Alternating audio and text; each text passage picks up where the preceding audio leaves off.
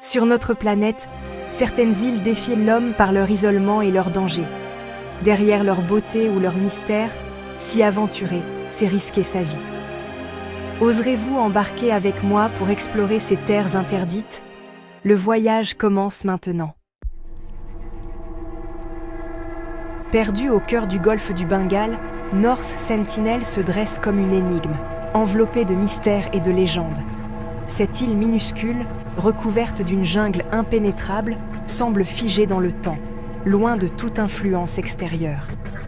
Elle abrite la forteresse d'une tribu unique et farouchement indépendante, les Sentinelles. Depuis des millénaires, ce peuple vit en autarcie, préservant ses traditions ancestrales, à l'abri du regard du monde moderne. Toute approche de l'île est strictement interdite par les autorités indiennes. Ce n'est pas seulement pour protéger les visiteurs, mais surtout pour préserver l'isolement vital des sentinelles. Leur mode de vie, intact depuis la préhistoire, dépend de cette séparation totale. Un simple contact avec le monde extérieur pourrait leur être fatal, car ils n'ont aucune immunité contre nos maladies. Chaque tentative d'approche, qu'elle soit accidentelle ou délibérée, s'est soldée par la violence. Des flèches décochées, des avertissements silencieux mais clairs. North Sentinel demeure ainsi un mystère absolu, un monde farouchement protégé, hors d'atteinte du reste de l'humanité. Son épaisse canopée dissimule des secrets que nul étranger n'a jamais percés, faisant de cette île le dernier bastion d'une humanité oubliée. Près de Venise, cachée dans la brume de la lagune, se trouve Poveglia, une île dont le nom seul évoque la peur et la fascination. Depuis des siècles, elle est enveloppée de mystères, hantée par les échos de la mort et des âmes tourmentées qui y ont trouvé leur fin. Jadis, Poveglia fut un lazaret, un lieu où l'on isolait les victimes de la peste, condamnées à attendre la mort loin du monde. Plus tard, elle devint un asile psychiatrique, où la souffrance psychique s'ajoutait à la douleur physique. Aujourd'hui, il ne reste que des ruines interdites, envahies par la végétation, témoins silencieux de ces drames oubliés. On raconte que la terre même de l'île est composée de cendres humaines, tant les morts y furent nombreux. Les pêcheurs de la lagune, superstitieux, évitent soigneusement ses abords, craignant d'y attirer le malheur ou de réveiller les esprits qui, dit-on, errent encore entre les arbres tordus et les murs effondrés. Les rares visiteurs qui osent s'aventurer sur Poveglia témoignent d'une atmosphère oppressante, presque palpable. Ils parlent de bruits étranges résonnant dans les couloirs vides, de chuchotements portés par le vent et d'un malaise profond qui s'empare d'eux dès qu'ils posent le pied sur l'île. Certains affirment même avoir ressenti des présences invisibles, comme si les âmes perdues cherchaient à communiquer.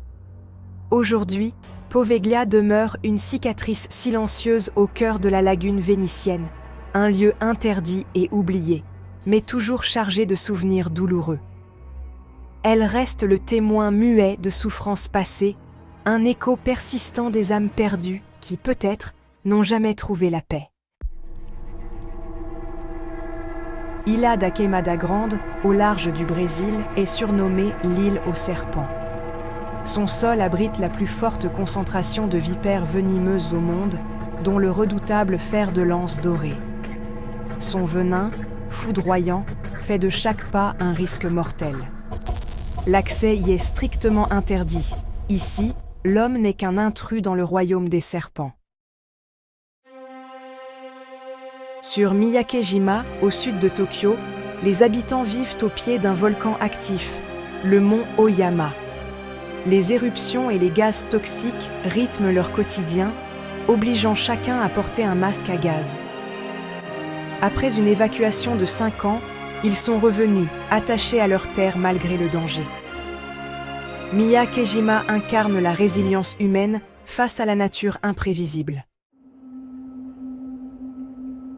L'île de Ramri, en Birmanie, fut le théâtre d'un cauchemar en 1945. Des centaines de soldats japonais, fuyant à travers les marais infestés de crocodiles marins, n'en sont jamais ressortis. La nature, indifférente, a été plus meurtrière que la guerre elle-même. Ramri rappelle que parfois, le plus grand danger n'est pas l'ennemi, mais l'environnement. L'île de Gruinard, au nord-ouest de l'Écosse, fut contaminée par des tests d'armes à l'anthrax durant la Seconde Guerre mondiale. Interdite d'accès pendant des décennies, elle symbolisait les dangers de la guerre biologique. Malgré une décontamination, le souvenir de cette expérience plane toujours. Gruinard reste un avertissement, nos armes peuvent marquer la Terre pour des générations. L'île de Sable, une étroite bande de sable perdue au large des côtes canadiennes, est surnommée le « cimetière de l'Atlantique ». Depuis des siècles, cette île isolée fascine et effraie à la fois marins et explorateurs. Située à environ 300 km au sud-est de la Nouvelle-Écosse, elle semble flotter entre ciel et mer, enveloppée de mystères. Les brouillards denses, les tempêtes violentes et les bancs de sable en perpétuel mouvement ont transformé Sable en un véritable piège mortel. Plus de 350 navires y ont sombré, victimes de conditions imprévisibles et de courants traîtres. Les marins redoutaient cette île, dont la réputation de cimetière marin s'est forgée au fil des siècles. Pourtant, au cœur de cette nature hostile, la vie s'accroche. Sable abrite une population unique de chevaux sauvages, descendants de chevaux échoués ou abandonnés il y a des siècles. Ces animaux robustes vivent en liberté, affrontant vents et tempêtes, symbole de la résilience de la vie sur cette île battue par les éléments. L'île est aussi le refuge de la plus grande colonie de phoques gris au monde. Chaque année, des milliers de phoques viennent s'y reproduire, profitant de l'isolement et de la tranquillité de ce sanctuaire naturel, loin des menaces humaines. Mais ici, la nature règne en maître absolu. Les tempêtes et les vents puissants redessinent sans cesse les contours de l'île, effaçant les traces du passé et créant de nouveaux paysages. Sable est en perpétuelle transformation, jamais identique d'une année à l'autre. Aujourd'hui, Sable est une réserve protégée, un laboratoire vivant pour les scientifiques et un symbole de la puissance de la nature. Mais malgré sa beauté sauvage, elle reste redoutée des navigateurs, gardant jalousement ses secrets et son aura de mystère. L'atoll de Bikini, dans le Pacifique, fut transformé en enfer radioactif par 23 essais nucléaires américains. Les habitants déplacés n'ont jamais pu revenir durablement, la Terre restant contaminée. Malgré la résilience de la nature, le sol et l'eau sont encore dangereux.